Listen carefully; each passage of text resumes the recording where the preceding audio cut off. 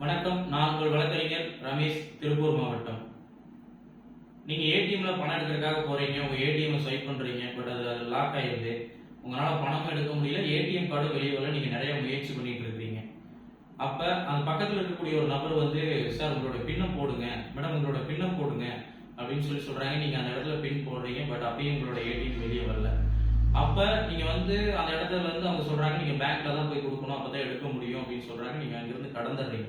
அப்படி கடந்ததுக்கு அப்புறம் உங்களோட அக்கௌண்ட்ல இருந்து பணத்தை எடுத்துறாங்க. அப்படிப்பட்ட ஒரு ஸ்கேம் தான் இப்ப பண்ணிட்டு இருக்காங்க. நல்லா தெரிஞ்சுக்கங்க. அவங்களுடைய வேலை என்னன்னா, அதுல ஜாமர் பிக்ஸ் பண்ணி நீங்க ஏடிஎம் கார்டு உள்ள போனது லாக் ஆகிற மாதிரி செஞ்சு உங்களுடைய பின்னை தெரிஞ்சுக்கிட்டு நீங்க அந்த இடத்த விட்டு கடந்து போனதுக்கு அப்புறம் அவங்க அதுல இருந்து பணத்தை திருடிட்டு போறாங்க. இது மாதிரியான ஸ்கேம் நடந்துட்டு இருக்கு. விழிப்புணர்வோட இருங்க. அப்படி யாராவது பக்கத்துல இருந்து உங்களுடைய பின் போட சொன்னா போடாதீங்க.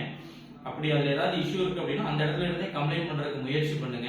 பக்கத்துல இருக்க செக்யூரிட்டிஸ்ட கேளுங்க. இது போன்ற தகவல் உங்களுக்கு யூஸ்ஃபுல்லா இருக்கு அப்படின்னு நினைச்சீங்கன்னா நம்மளுடைய இன்ஸ்டாகிராம் பேஜை வந்து ஃபாலோ பண்ணுங்க. யூடியூப் சேனலை வந்து சப்ஸ்கிரைப் பண்ணுங்க. இது போன்ற ஏதோ தகவல் தெரிஞ்சுக்கணும்னு நினைச்சீங்கன்னா என்ன தகவல் தேவையோ அதை கமெண்ட்ல சொல்லுங்க. முடிந்தவரை முயற்சி செய்கிறேன். நன்றி.